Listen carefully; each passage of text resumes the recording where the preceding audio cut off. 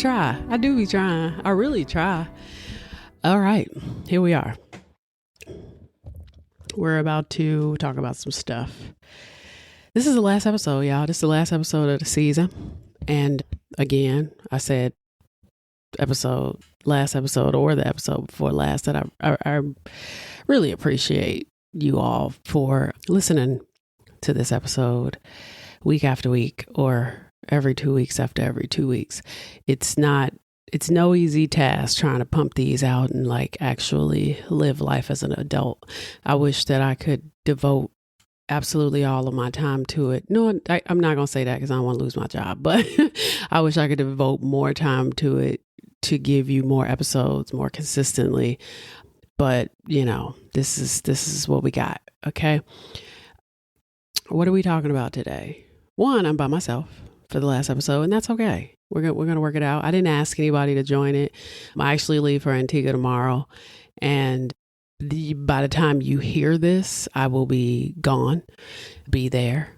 And I just wanted to make sure that I got this done. I didn't want anything lingering when I got back. So I was just like, well, you know what? Let me kick this out. Today, we're going to be talking about Richard Speck. Okay. And this was somebody had told me about this. This was in my comments at some point, and he wasn't really on the list until this season. I think it was a couple years ago. Somebody mentioned it to me, and I decided to just go ahead and do it. We started off with Chicago. Let's end it with Chicago, basically. But yeah, what I was saying too was just like, I'm by myself this episode. I didn't really have the time or feel like coordinating anything. Like my flight is super early in the morning. I just want to pump it out, get it done, and prep you all for the next season. Hopefully, if I come back, I'll come back. What am I saying? I'll come back as in the series, not like I'm not leaving Antigua. But yeah. Thank you so much. This is season 4. And it has been lovely traveling through darkness with y'all for the last 4 years, and every episode. And I feel so accomplished every time I get one of these done. So it's, you know, it kind of gets my blood pumping when I'm like, okay, I'm done with the episode. Okay. You know, my guest is on her way, blah, blah, blah. And, you know, we kept it pretty serious this season, but for the most part, you know, I hope to bring Sal back more, Jeremy back, my sister's not really talking to me right now. So we're going to put a pin in her until she's talking to me again. Dustin, who I'm actually traveling with tomorrow. But yeah. And if you want to follow me on my TikTok, feel free. The TikTok is, I think it's I Swear to Drunk Pod or Swear to Drunk Pod or something like that. I don't know. You can also subscribe. That's fucked up. You can also subscribe to my YouTube. If you are listening to this on Apple or any of the other things, I'm also on YouTube. I don't have video, it's audio only, but you can always listen to me there. That's actually where I listen to me. You go to youtube.com. It's under Swear to Drunk, I Am Not God. Not I Swear to Drunk, but just Swear to Drunk, I'm Not God. And then my TikTok is at Swear to Drunk Pod. So you can follow me on TikTok. From there, you will find in my bio, you'll see my personal page, Sting Like a Bee, and you can follow me there. So, you know, that's where we are. Now what? So we are talking about Richard Speck, and it was very interesting diving into this. I would consider him the patron saint of violent misogynists. He's awful. He's super terrible.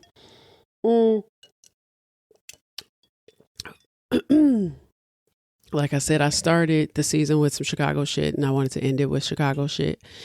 And so for the episode, I read The Townhouse Massacre, The Unforgettable Crimes of Richard Speck, and I watched a documentary on YouTube called The Most Terrifying Serial Killer in Chicago History.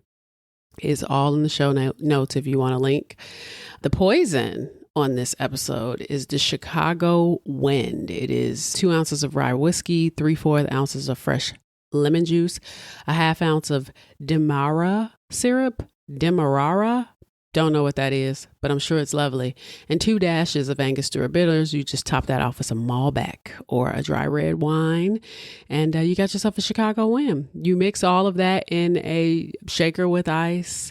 And then you shake it hard until your hands go numb. And then you strain the mixture into a rocks glass over a single large ice cube and gently pour the dry red wine over the back of a bar spoon so it floats right on top like a little storm, like a little cloud. Okay? All right. That's the Chicago win. Now,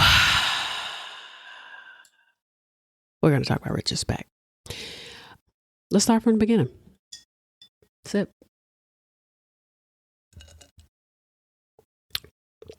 All right. Now, Richard Benjamin Speck was born December 6, 1941 in Kirkwood, Illinois, to Benjamin Franklin and Mary Margaret Speck. He was the 7th of 8 children. He and his sister Carolyn, arriving in 1943, were essentially the babies of the family, trailing far behind their 6 older siblings. His father was your typical blue-collar laborer who spent his days farming and logging before landing a gig as a packer at Western Stoneware in Monmouth, which is in Illinois. Then we have his mother, Mary Margaret, who was a devout Presbyterian and a hardcore teetotaler. Basically, that's pretty much it. She was a housewife. And Richard and his father had a great relationship, okay? He was apparently the one stable, affectionate soul in the house. But then life took a turn for the worse when Benjamin dropped dead from a heart attack in 1947, leaving 6-year-old Richard completely on his own. Now, Mary Margaret then made a move that absolutely wrecked the family. She hitched her wagon to Carl Lindbergh. Mary Margaret and Carl Lindbergh met by chance during a train ride to Chicago. And he was charming. He was smooth talking. And he put on a great front as a successful businessman. Sounds familiar? No, I'm just joking. I'm not even going to go there. But for a religious, overwhelmed mother looking for financial stability and a father figure for her kids, Lindbergh seemed like an answered prayer. I mean, they married in Palo Alto, Texas on May 10th, 1950. I need to put my glasses on. Now, this guy was a total mess, okay? He was a wandering salesman. He was a massive drunk and a crook with a rap sheet a mile long. So needless to say, he bait and switched her. She packed up the younger kids, Richard included, and hauled them down to Dallas, Texas to live with Carl. Even though she was super religious, Mary Margaret stuck by Carl while he put both her and little Richard through absolute hell with years of brutal physical and mental abuse. Now, Richard and his stepfather had a very, very toxic relationship. Richard had only lost his father 3 years prior, but it seems that everyone else was just adjusting. Every day, Carl sniped at Richard. This is a quote. But it was only when he made some snide remark about the boy's dead father that Richard finally sprang into action, swinging his fists at the man feebly. Carl laughed it off, pushing the boy to the kitchen floor easily and mocking the child for his weakness. It drove him over the edge. Richard snatched a hammer from his stepfather's rarely used toolbox and swung for his skull. End of quote. Unfortunately, Carl got a hold of it and hit the boy in the head. And Richard was 10.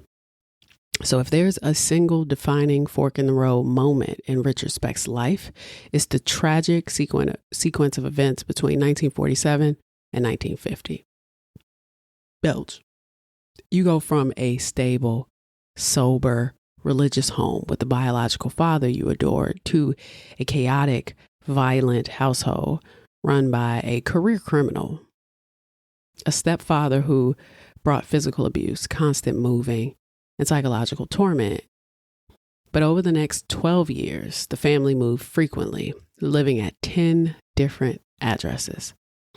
It completely fractured him psychologically.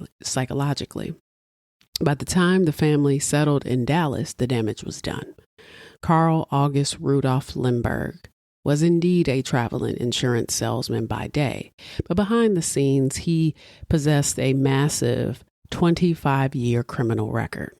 This guy was a career degenerate, a lifelong grifter who made petty crime his full-time job. His criminal record was basically a laundry list of nonsense, forgery, because he was always running some scam with forged papers or passing off bad checks. He had drunk driving, public intoxication cases. Since Carl was a massive aggressive alcoholic, he spent half his life getting hauled in for DUIs and making a scene. And then there was the petty theft and burglary. He was constantly pulling small-time robberies and low-level heists just to buy alcohol. Now, Speck was hitting the bottle by age 12, and it didn't take long for him to become a daily drinker by the time he was 15. His rap sheet started early, too, with a trespassing arrest at just 13 years old, which would be the first of dozens of misdemeanor charges.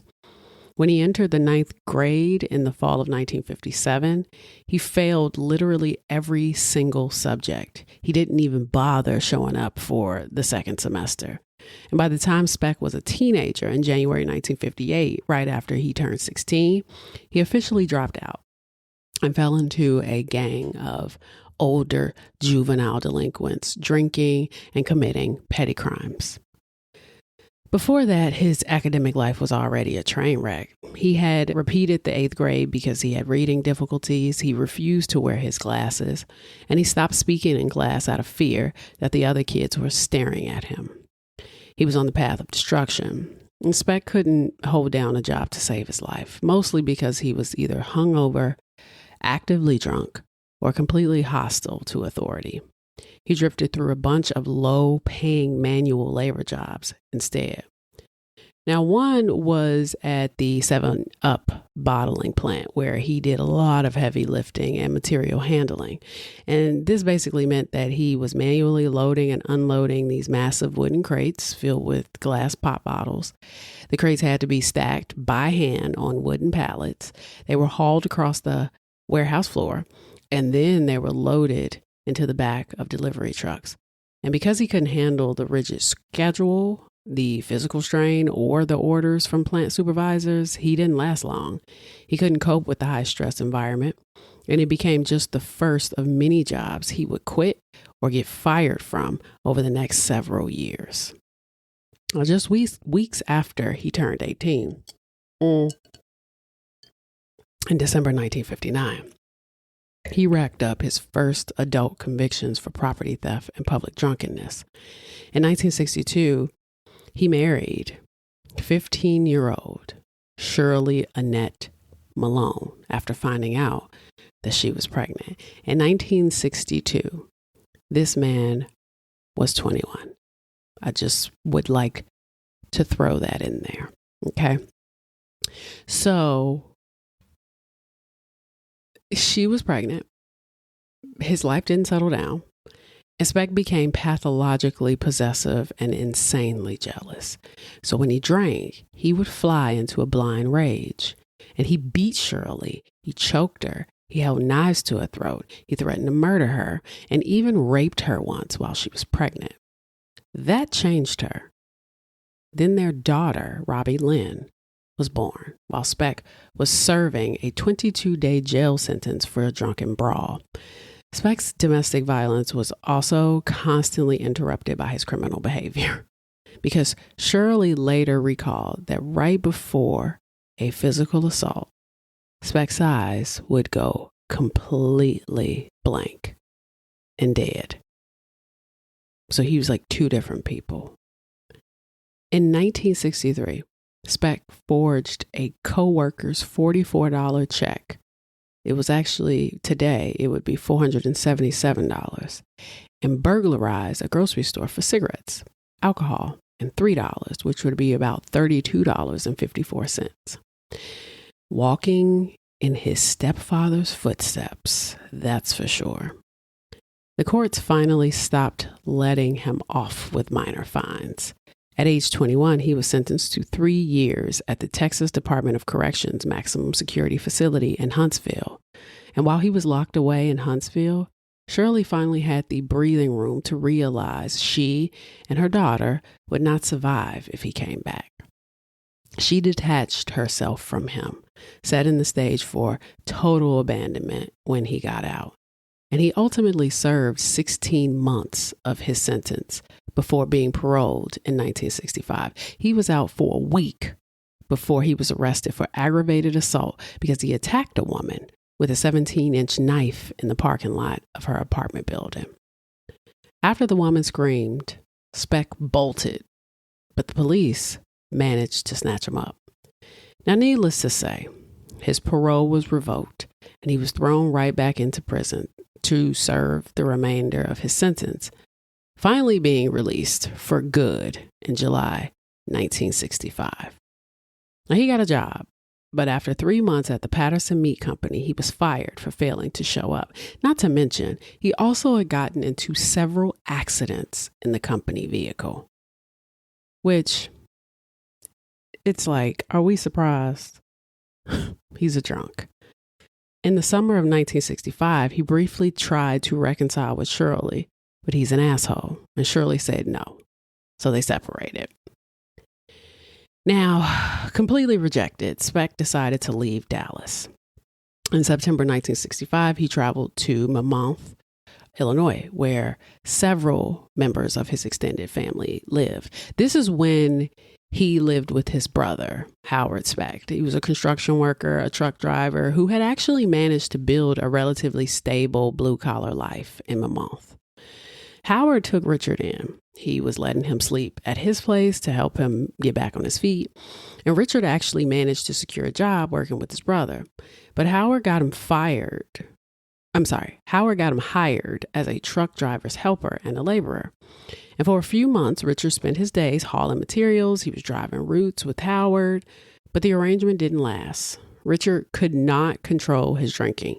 He spent all his money in the taverns and he missed his shifts. He also brought chaos into Howard's home. By January 1966, Richard left his brother's place and drifted back down to Dallas for one last toxic attempt to fix things with Shirley. But finally, Shirley officially divorced him. He started staying with his mother during this time, and Speck's mom thought it would be a good idea to recommend Speck babysit the young children of this 29-year-old divorcee who also happened to be an ex-wrestler named Jenny. She was the bartender at Jenny's Lounge, Speck's favorite bar. His mother probably figured this was a solid play to keep her extremely volatile, fresh out son off the streets, but giving him some chores while doing a solid for her buddy at the bar. But really, she didn't want him living with her. Quote, he never met a woman who was stronger than him before.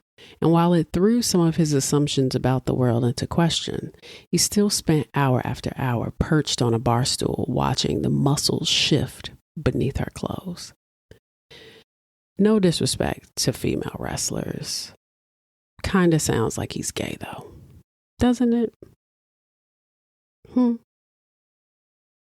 Because, personally, no shade.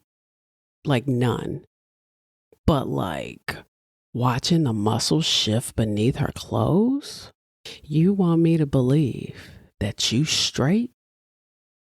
Because if we're being honest, there seems to be I don't want to give anything away. We'll talk about that later. I don't want to give anything away in that regard.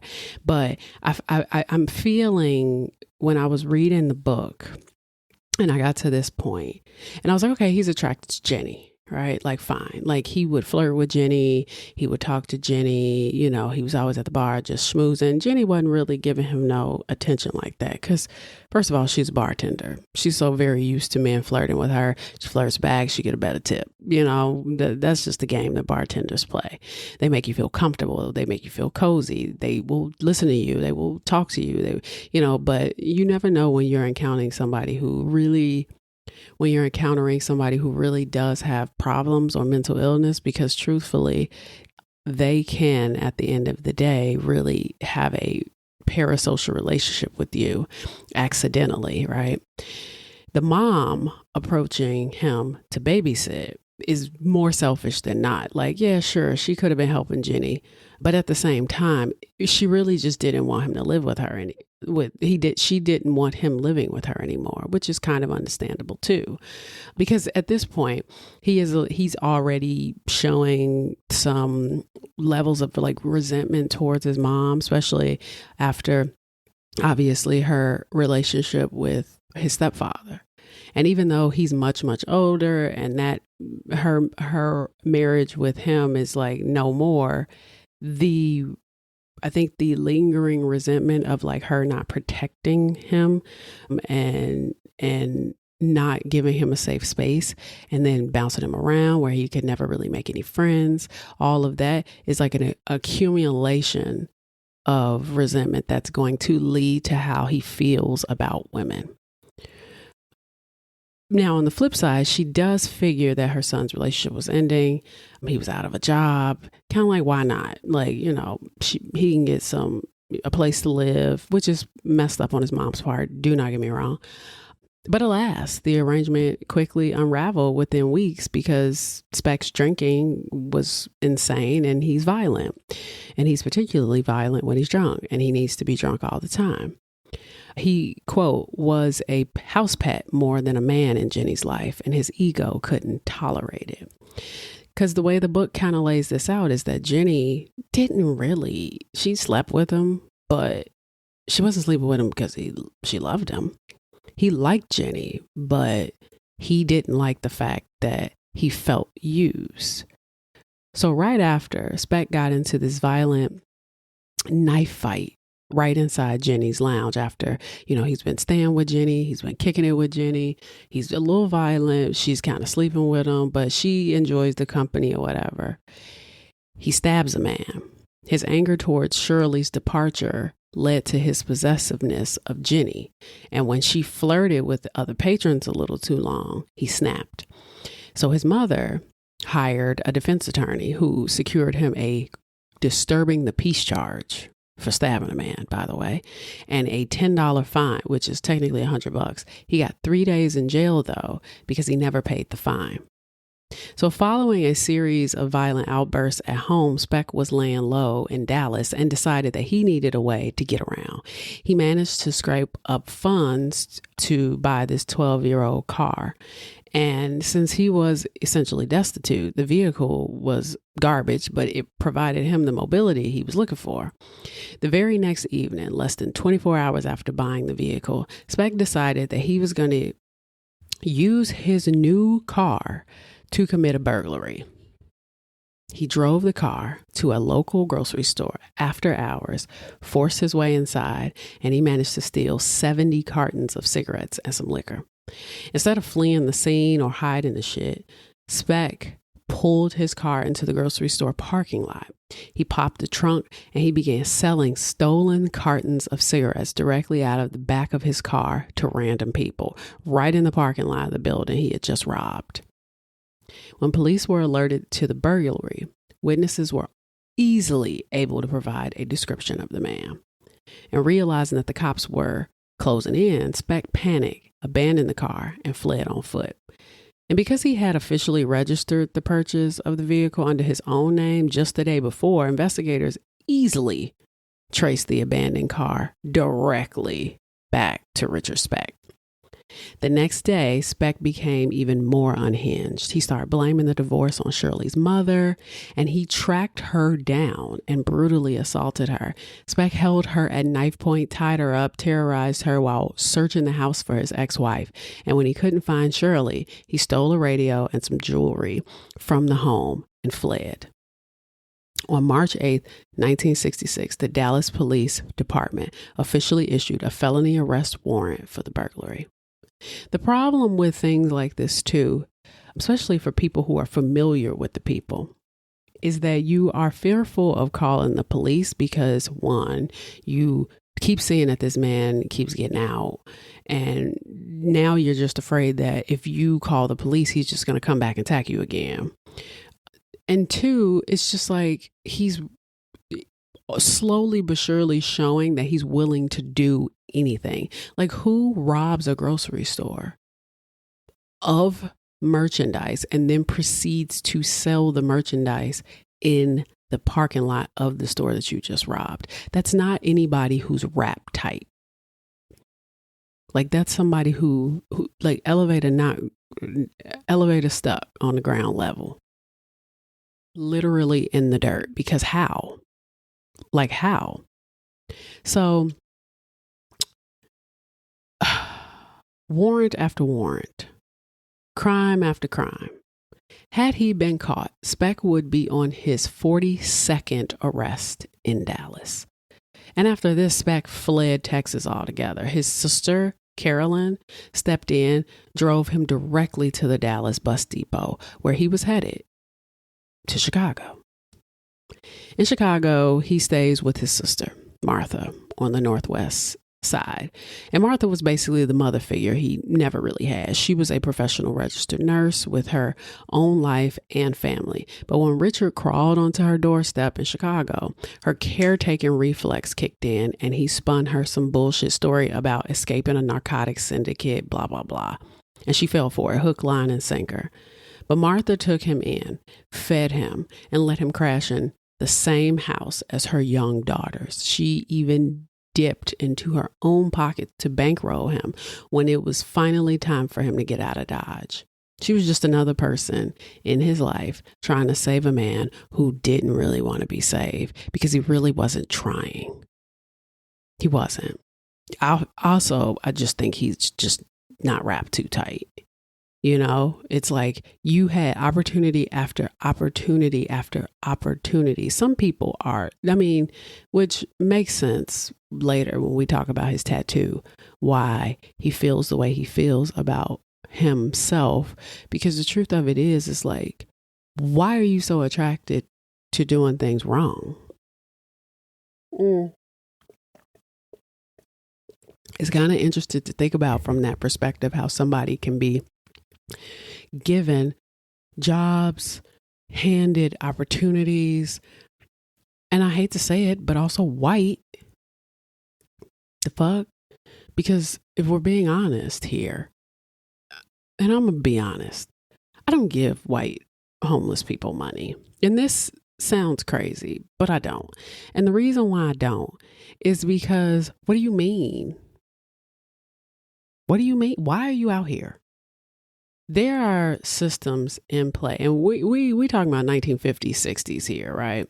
There are systems in play that have kept so many other groups down. Black people, Hispanic people, Asian people, gay people, women, right? Wife had to hitch her cart to another man because her husband died, right? All the game is set up for you to win. Okay, maybe you're a little ugly because he wasn't a looker, right? Maybe you're a little ugly, but a lot of ugly white men make it. There's no excuse. None. Zero excuse to me. Even if you can go to a prestigious institution and become a CEO, there are men who are farmers,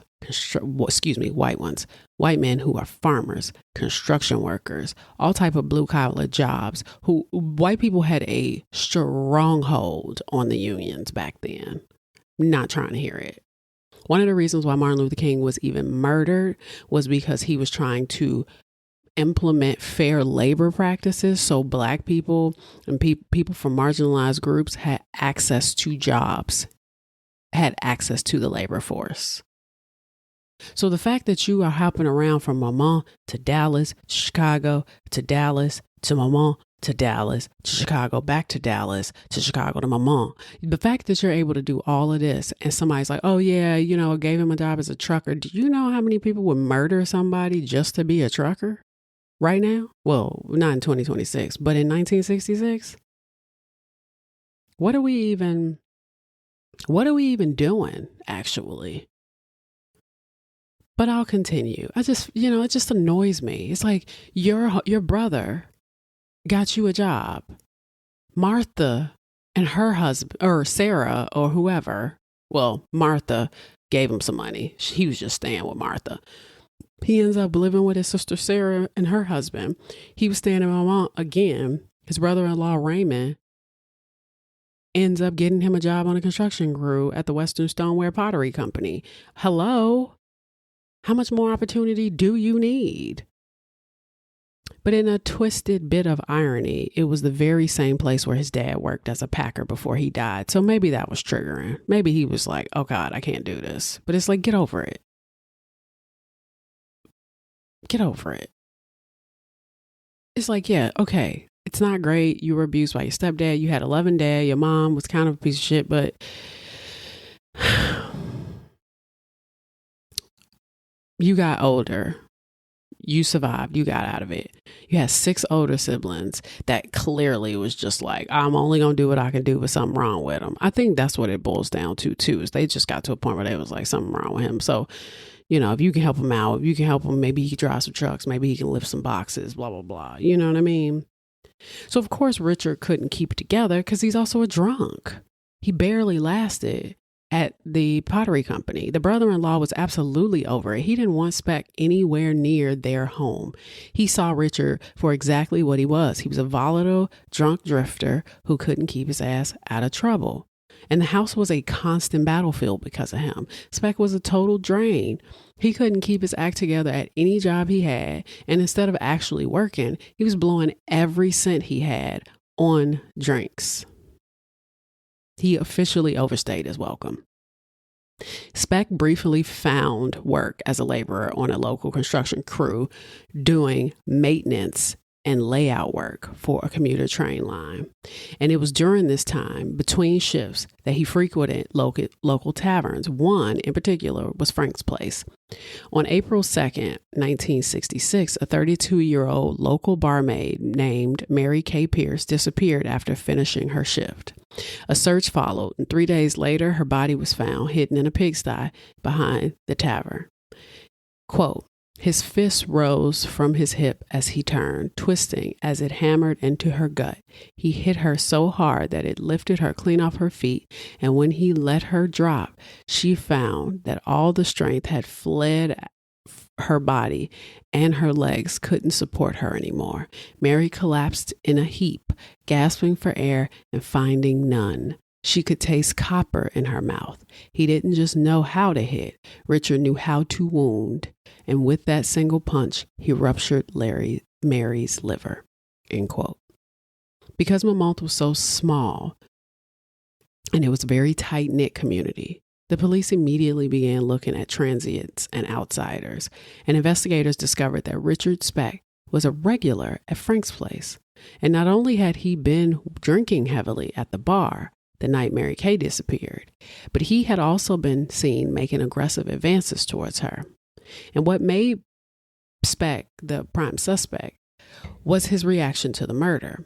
The moment Mary Kay's body was discovered and police began questioning people in the neighborhood, Speck panicked, he packed his things, he abandoned his job, and he fled Monmouth, disappearing before detectives could bring him in for any formal interrogation. He hopped on a train back to Chicago to beg Martha, his sister, to hide him again. Now, with this being said, he was not convicted of Mary Kay Pierce. They never even got a chance to interview him about Mary Kay Pierce.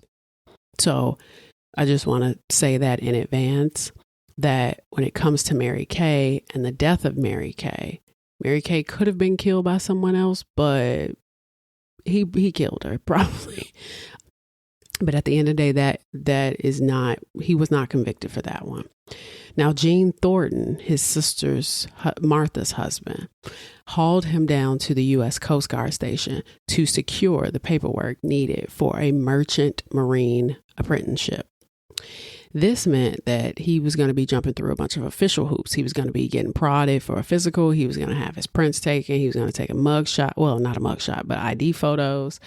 And Speck actually managed to land a spot on a 33-man crew of the Clarence B. Randall. It was a massive inland steel ore freighter. But he came down with a nasty case of appendicitis right out the gate. See, this is what I mean. This just goes to show how sometimes the universe is like, nope. You can't be normal. You can't be normal. Because why? Why appendicitis right now? Not saying why, like it's not common for people to have, an inflamed appendix, but just the fact that he's getting his bearings, he's trying to get back on level ground, and then this happens. The U.S. Coast Guard had to fly a chopper out to evacuate him, hauling his ass to St. Joseph's Hospital in Hancock, Michigan for an emergency surgery to rip out his appendix. But after being discharged from the hospital, he returned to his sister Martha's apartment in Chicago to recuperate. Now, because they loved him, Martha and her husband reluctantly let him stay a bit longer. But by late April, early May, the situation was completely unlivable. He rejoined the crew of the Clarence B. Randall on May 20th, 1966. After getting drunk and fighting with one of the boat's officers, Speck was put ashore on June 15th. Speck spent the next week at St. Elmo, a total dump of a flophouse on East Side near 99th and Ewing. Before I even continue this, I forgot. He was hit with a hammer. Remember? His stepdad hit him with a hammer. 10 years old, hit with a hammer. That is a problem. Is it not? Would that not affect your development in some capacity? Reminds me what happened with Pee Wee Gaskins. Something happened to him too. Can't remember right now because I'm getting tipsy. But same thing with Pee Wee Gaskins. The episode 13 I did with Sal. I'm not Sal, Jeremy. And I talked about Carl Panzeram and then pouring boiling hot water in his ear. To me, it's the same, right? In a weird, not the same, but these very traumatic,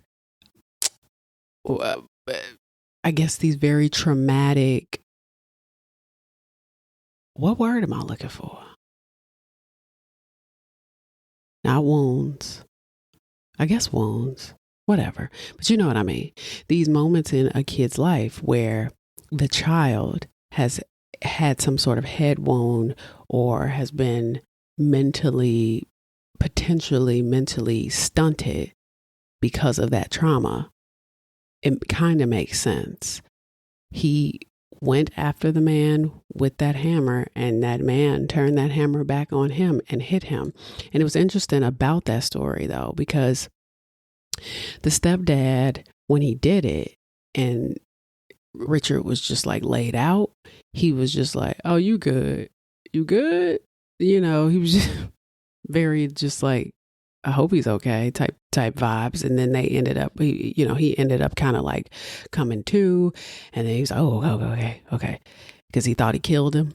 And then they never really talked about it. Like, he never even told his mom that it kind of happened. You know what I mean? So my point in even mentioning that is that the head injury could have easily been the thing that, defines his behavior going forward. Not saying it's an excuse, but we're also talking about like the 1960s too, So anyway, now he ends up on 99th and Ewing in this flop house. And eventually he did Chicago for a bit. He hopped on a train to Houghton, Michigan. He was chasing after Judy Lacanemi, who was a 24-year-old nurse that he met at St. Joseph. He had managed to charm her while he was laid up in the hospital, and he squeezed $80 out of her while he was in Michigan.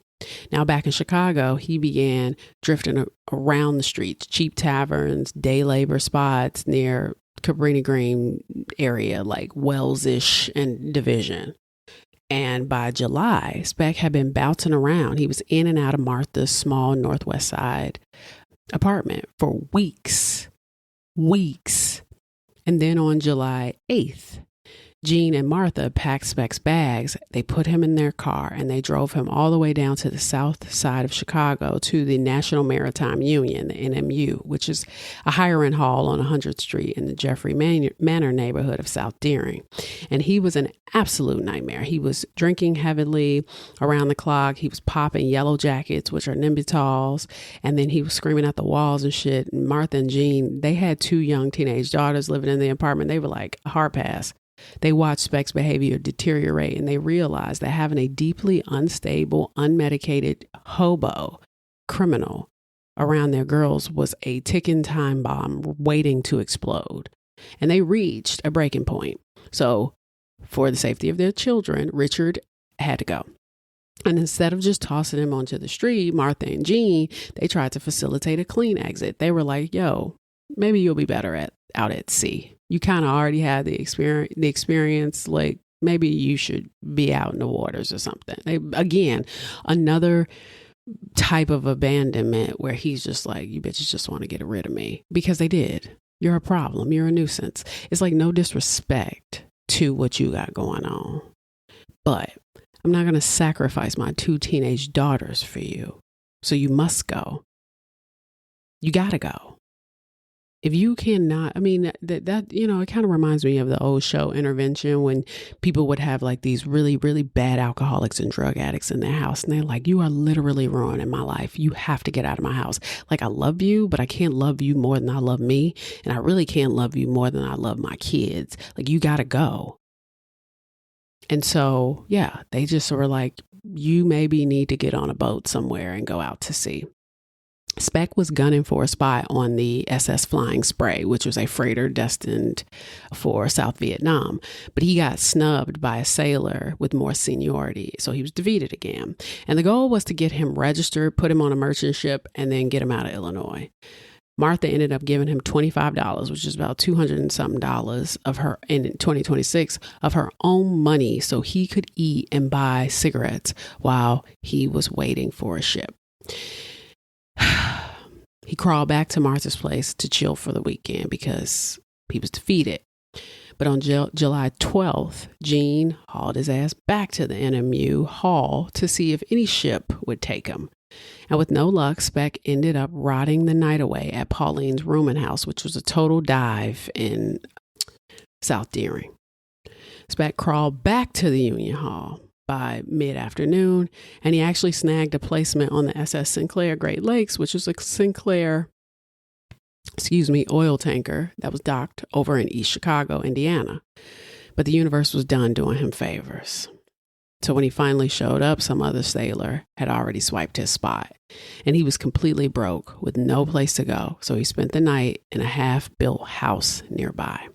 He had a couple of pieces of luggage. He had apparently dropped his pieces of luggage off at a Shell station, said, hey, can I leave my bags here for the night? And they were like, sure, whatever.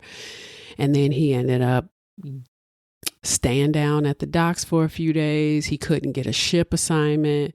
And so Martha and Jean drove down to check on him one last time. They met Speck around 9 a.m. He climbed into the backseat of their car. To talk quiet, Jean had pulled the car over onto East 100th Street, right next to Luella Elementary School. And Speck spent an hour and a half venting. He was spiraling. He was screaming about the Maritime Union and dragging every official because they hadn't handed him a ship assignment. And while Martha and Jean did their best to keep him from spiraling, they had to be honest. He could not come back to their apartment. They left him there on the curb. And again, he was completely alone. So before we go further, I just want to break down a huge paradox with this man. He has a thing for hating women, yet he's entirely unable to function without their shelter, validation, or presence. And this reminds me a lot of Sam Little. Little was obsessed with the female form. He spent his life painting portraits of his victims from memory and constantly relied on women for money, lodging, transportation. Yet he choked over 90 of them to death. I did an episode on Sam Little. I think it was this season. It was episode... Was it this season? Did I not do an episode? Am I tweaking? I did an episode on Sam Little. I know I did. I don't know when it was. That's so sad because I know I did an episode on Sam Little. Hunt for BTK. They're all running together now. Did they take my... Oh, here it is. Episode 5 of this season. I knew I did it. Shut up. So anyway, yeah. So my episode on Sam Little, because when you break down Richard Speck through that lens, Speck he resents his mother for failing to protect him, like I was talking about before, from his stepdad. And in his child brain, her staying with Lindbergh, the stepdad, was an act of betrayal and abandonment. At the same time, Mary was his ultimate enabler. Every time he dropped out, every time he got drunk, or every time he got arrested as a teenager, she bailed him out and she coddled him. He grew up dependent on her to survive his own bad choices. He learned that women were safe. They were forgiving. They were forgiven enough to exploit, but he despised them, though, for being weak. And criminologists classify this behavior as hostile dependency. So Speck possessed a fragile, insecure ego. He was completely incapable of maintaining stability on his own. He was desperate for female validation just to maintain a shred of masculinity, whether it was through a look, a touch, sex, a simple nod, whatever. And look how fast he latched on to Shirley Malone, his wife, when she was just 15, or how he basically became a human parasite in Jenny's house. But the moment a woman asserted any independence, the moment Shirley filed for divorce, or Jenny told him to control his drinking, his ego was shattered. He couldn't handle being rejected by women. His dependency turned into instant, reactive rage. He saw women as personal psychological life support that must be malfunctioning if they didn't serve him. The moment he managed to infiltrate their lives, his hatred for women would take control. He was kind of like a virus that found its host, because he would start channeling that Carl Lindbergh stepdad, who had some of the most depraved impulses, who used blades and forced to break stuff and, basically harass them. And in his mind, terrorizing these women was an ultimate way to get back at his mother. So it's like a symptom to the virus. I'd also like to add again that he did attack his mother in the book. He ends up literally attacking his mother. He was just sick of her and he attacked her. Now, let's continue. So he goes back to the hiring hall. He's very tired of waiting. He walked 1.5 miles east to check into the Shipyard Inn rooming house, and he then goes to, a local tavern. And he spends the next 12 hours drowning in a toxic cocktail of alcohol, heavy sedatives, and heroin. In the spring and summer of 1966, Speck got into the underground drug markets, and he was actively using and injecting heroin. Heroin is a powerful opioid, and while it typically induces a state of euphoria and extreme lethargy, a severe addict entering the early stages of withdrawal or experiencing the volatile come down becomes hella desperate, anxious, and prone to impulsive violence to secure their next fix or alleviate the physical agony. There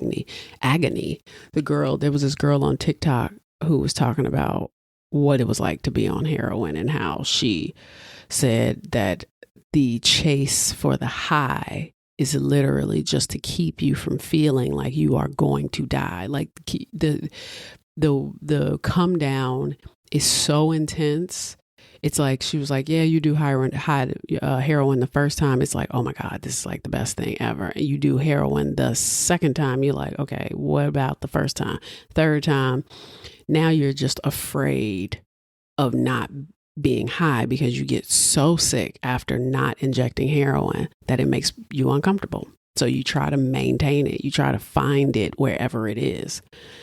Speck was a daily functional to severe alcoholic as well. He was consuming massive amounts of cheap wine, beer, and hard liquor from morning until night. That right there, one, he's very addictive personality, because two, if you can drink from morning until night. Oh my God. It makes me, it has always made me feel sick thinking about how much people can actually drink. Mind you, this podcast is called I Swear to Drunk I'm Not Good. And I drink, obviously. I was just talking about this with my mom because my mom was like, I forgot that you can be grouchy. I said, I'm grouchy because I could probably use a drink. Unfortunately, when you drink, it can seriously affect your mood. And two, when you are an alcoholic that can drink all day long, because as we know, alcohol acts as a central nervous system depressant. And in Speck, it lowered his impulse control and it amplified his paranoia and hostility towards people. And I think that is because he is already mentally ill. So on top of being an alcoholic and the substances that he's abusing, having already a bunch of untreated, unmedicated mental illnesses do not help that, because he was also heavily addicted to Nembutal, which is known on the streets as yellow jackets. And that's because they were in these like yellow capsules. He popped these like candy and he was washing them down with alcohol. It was just like a heady mix of just like a bunch of barbiturates and booze, which is a one-way ticket to hell. The heavy dose of sedation destroyed his impulse control. It stripped away any ounce of human reason, and it left nothing but raw, primal violence. Speck accosted a 53-year-old woman named Ella Mae Hooper at knife point, and he took her to his room at the Shipyard Inn. He raped her, and he stole her .22 caliber pistol. Speck's drug intake was a pharmaceutical suicide mission because what? Wearing all black and packing a switchblade and a stolen .22, Speck left the Shipyard Inn and began his trek back towards the Jeffrey Manor district. By 11 p.m. on July 13th, he walked across the street and entered the Luella Avenue townhouses on 2319 East 100th Street on Chicago's South Side, just 150 feet from the Union Hall. This residence served as a dormitory for student nurses from the South Chicago Community Hospital. He knocked on a bedroom door shared by 3 of the nurses. He was armed with a handgun and a switchblade. And when Corazon Amaru opened it, he pointed the gun at her. He then rounded up 5 nurses who were currently home. There was Corazon, Merlita Gargilo, Valentina Passion, I hope I'm saying these right, Nina Jo Schmale, and Pamela Wilkening. He forced them into a single back bedroom. Now, to keep the women calm and prevent them from screaming, Speck claimed that he only wanted money to travel to New Orleans, stating that he was not going to hurt them. They always say that. But between 11:30 and 12 a.m., Speck used torn bed sheets to systematically bind the hands and feet of the 5 nurses while they sat on the floor and bed. And during this window, 3 more nurses, Gloria Davy, Suzanne Ferris, and Marianne Jordan, returned home at different times. As each girl entered the townhouse, Speck intercepted them at gunpoint, brought them into the back room, and tied them up with the others. There were now 9 women held captive, and realizing that moving or attacking all 9 women at once would cause a panic, Speck decided to separate them. So over the next 3 hours, Speck went around the room, untied a single nurse at a time, and led her out of the room into bedrooms or bathrooms. And because the townhouse was split up, Speck worked quietly. The remaining bound women could not see exactly what was happening outside the room, so they didn't resist. It was during this period that he systematically stabbed and strangled his victims. By 3 a.m., Speck returned to the room to take the remaining visible women, including Gloria Davy. Now, Gloria Davy was interesting because later they realized that Glory Davy had a very striking resemblance to his ex-wife, Shirley. And what he did to Gloria Davy, because Gloria Davy is actually the only one that was sexually assaulted out of all the women, was personal. So while Speck was temporarily out of the room or distracted, Corazon Umaru managed to silently roll over and crawl under one of the low bunk beds, hiding herself beneath the mattress frame and hanging sheets. Speck returned. He took the last remaining nurse from the room and executed his final attack. And then, exhausted, or maybe he lost count of how many women there were, he never searched under the beds. By 3:30 to 4 a.m., after washing his hands and searching the house for money, Speck slipped out of the townhouse, and Corazon remained absolutely motionless under the bed for several hours, terrified that Speck was still in the house. By 6 a.m., nearly 2 hours after she was certain the house was completely silent, Amaru, or Corazon, untied herself. She climbed out onto the second-story window ledge and screamed for help, alerting neighbors and the police to what went on inside. Corazon, she provided the CPD, Chicago Police Department, with a detailed physical description of the killer. She also remembered that the intruder had a tattoo on his left arm that read, "Born to Raise Hell." And by Saturday, July 16th, 1966, the heat was officially on because Chicago Police Superintendent dragged Speck's face into the limelight during a massive press conference and plastered his mugshot across every front page in the country. Wilson put the whole city on high alert, and Chicago went into a total lockdown while the cops flooded the streets in a desperate manhunt. Speck checked into the Star Hotel, and it was a cheap 90 cents a night Skid Row hotels, apparently one of the best in the area, which isn't great because they said it was so disgusting. Like, you would just walk in and just be human feces and pee everywhere. The place stank. It was nasty. It was located on 617 West Madison. And on the night of July 16th, consumed by alcohol, Speck panicked, and he also saw his crimes in the paper.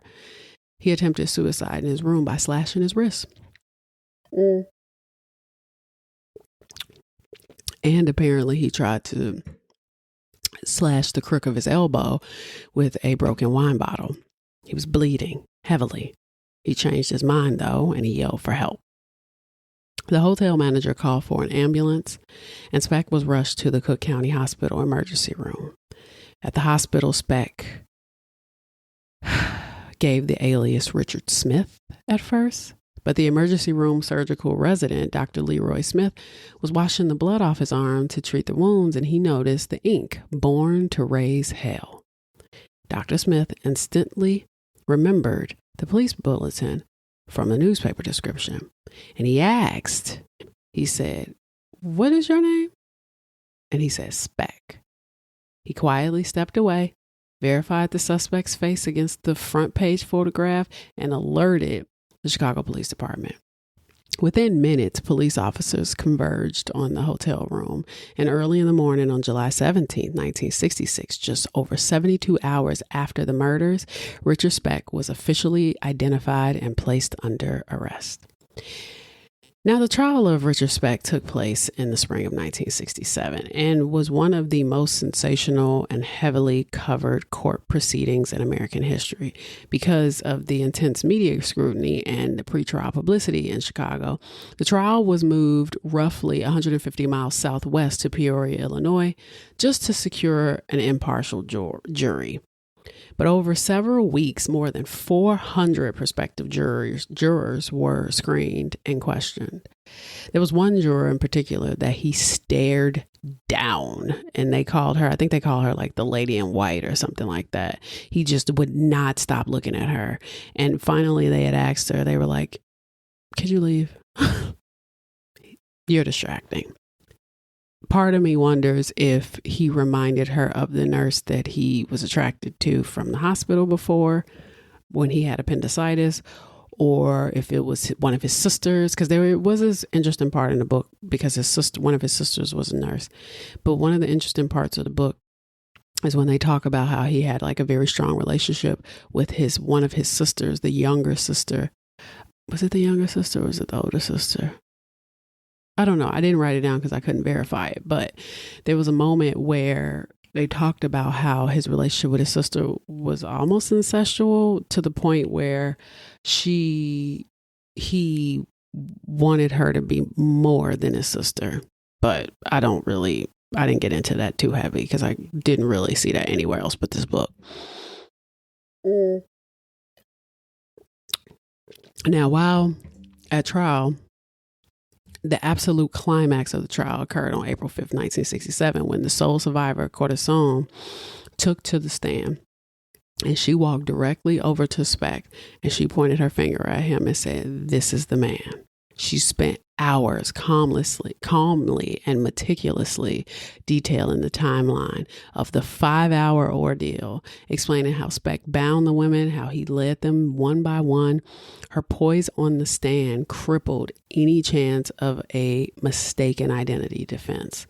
The state backed her up with physical evidence, including Speck's fingerprints that were found in the townhouse and testimony from a local tavern witness who placed Speck with a gun in the immediate neighborhood just before the murders.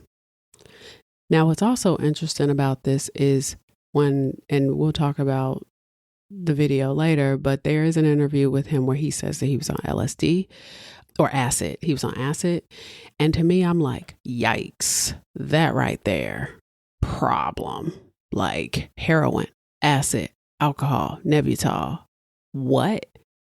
Like, what do you mean you were on acid? Because, psychedelics, when it comes to certain psychedelics and things like acid, I'm just like, y'all playing a little too much. Y'all playing a little too close to the sun with that.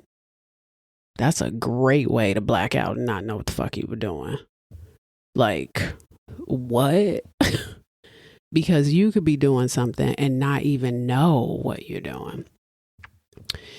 And it was interesting because Speck would say that he didn't remember, but his explicit confessions to the doctors and the psychiatrist later, while he was hospitalized after the suicide attempt, he told the doctor something like, "Look, doc, why should I lie to you? I'm convinced that I'm the killer." It's like, okay, but that was never introduced to the jury. And the reason why that wasn't introduced is because the prosecution chose not to risk an automatic future appeal, and they opted to build a case without it. They were like, we're not going to use any of the hospital statements, right? So the defense primarily focused on trying to humanize Speck to save him from the electric chair. So they called Speck's family members to the stand. They called his sister Carolyn, who cried because she was describing his abusive upbringing in the early life and blah, blah, blah. It's like, that don't change the fact that this man just killed 8 women. I hate to say it. Like, I love the idea of like giving you all the history behind who people are, what they are, why they do what they do. I'm not trying to explain away what they did, though. I just want to make that clear. I'm just offering more context. Because even when I notice a lot of these documentaries, they don't get into the meat because they don't want to really. When it comes to horrific crimes, people don't care what people did. And to me, it's all about patterns. You learn how to treat people better through the mistakes of others. And, to me, to see the parenting skills of a lot of these people also should teach a lot of people how to be better parents. Because you don't want a child that's going to ultimately grow up to be a psychopath, right? It's all about patterns and pathology, in the words of Ian Levinson. 100%. It's not an excuse. I'm not saying that. I'm just saying that it helps to know, So Speck never took the stand, but throughout the trial, the courtroom said, his demeanor was detached. He spent most of his time slouching in a chair. He was staring blankly at the court clerks. And after the closing arguments, the jury went into deliberation. It just took them 49 minutes to determine that, unanimously. Then on April 15, 1967, Richard was found guilty on all 8 counts of murder. The jury recommended the death penalty, and Speck was sentenced to die in the electric chair. Speck would ultimately escape electrocution, though. In 1972, primarily because the Supreme Court had temporarily declared the death penalty unconstitutional, resulting in his sentence being commuted to 400 to 1,200 years in prison. When you see numbers like that, you can't help but be like, what's the point in that? Like, what's the point in, 1,000, 1,200 years in prison? It's so psychological, because it's for the prisoner to know that you are absolutely never getting out. You can say life in prison and they die like a year later. It's like, okay, he only spent 1 year in prison, but he's dead. You say 1,200 years in prison, though? God damn. Now, fast forward to 1996, okay? Journalist Bill Curtis received a smuggled, grainy videotape from an anonymous attorney from 1988, which was showing Richard Speck and his fellow inmates in the Statesville prison. And this footage showed Speck offering a blatant confession to the brutal massacre of those 8 nurses. What you locked up for? 8 counts of murder. Did you kill? Sure I did. Why? Just one day night. It was on the night of the killing? Yeah, police got it. Police got the gun? Why you didn't use the gun? Why did you prefer to use the knife? It doesn't make too much noise. There's been no shape to run. The night's quiet. All I want to do is just burglary. Yes, and that started off as burglary. All hell broke loose. By the time the bastards were up, one of them sit on me in the face. Said she's going to pick me out of the lineup, and I went off, hit her in the chest and knife. And there was 2 more there, so I off them. Wound up trying to kill off all the witnesses. Regular person is not like what you see on TV. Got 3 seconds and they're dead. Well, you got to go after about 3.5 minutes. Then that's it. It takes a lot of strength. She was one of the first ones. She was the last one to go. I knew I had all the time in the world. You had nothing I wanted, I killed her. How'd you feel after killing those ladies? Like I always felt. Had no feeling.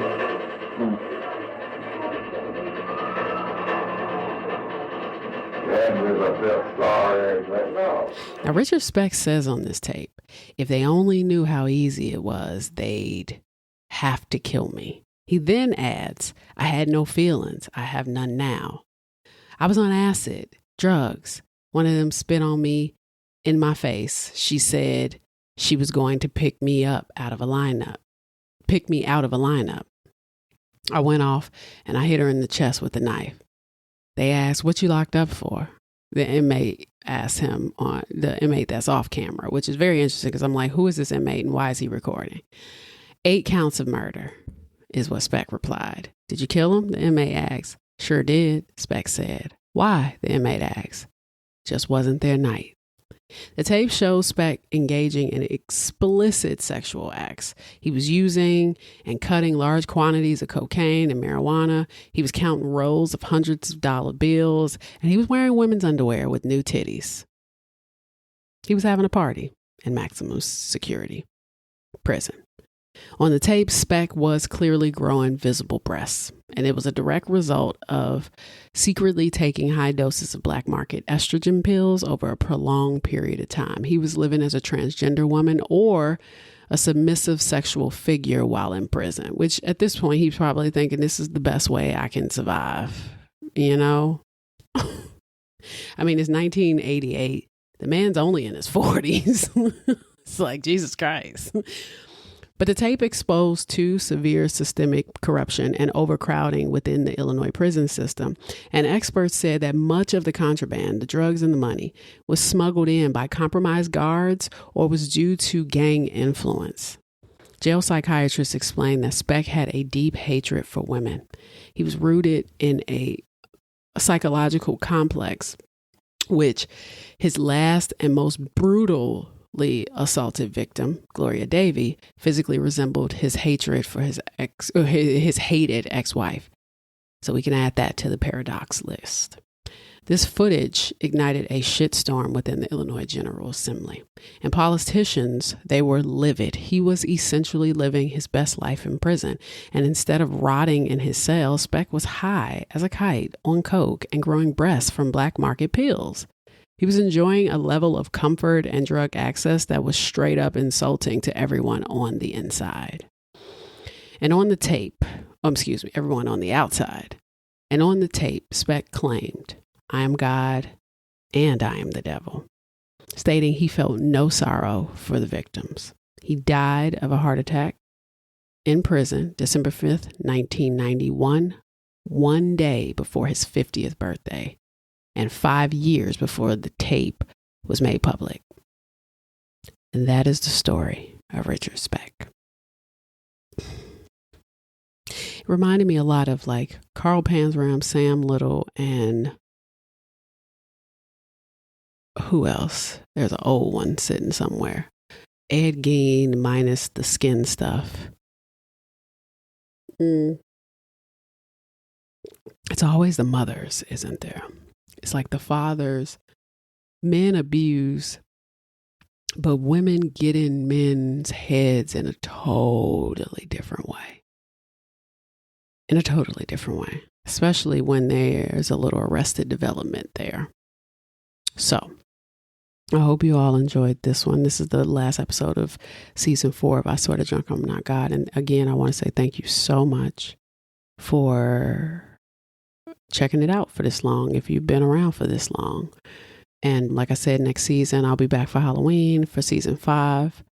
And, we'll talk about some more spooky and insane things. I'll bring my guests back. I want to do a big show with like everybody, with Sal, Jeremy, Dustin, Kira, And yeah, I got Antigua tomorrow. I'll be gone for a week. So I hope and for you, it's not tomorrow. For you, I'm already in Antigua. But yeah, thanks so much for sticking around and putting up with my shit. Peace.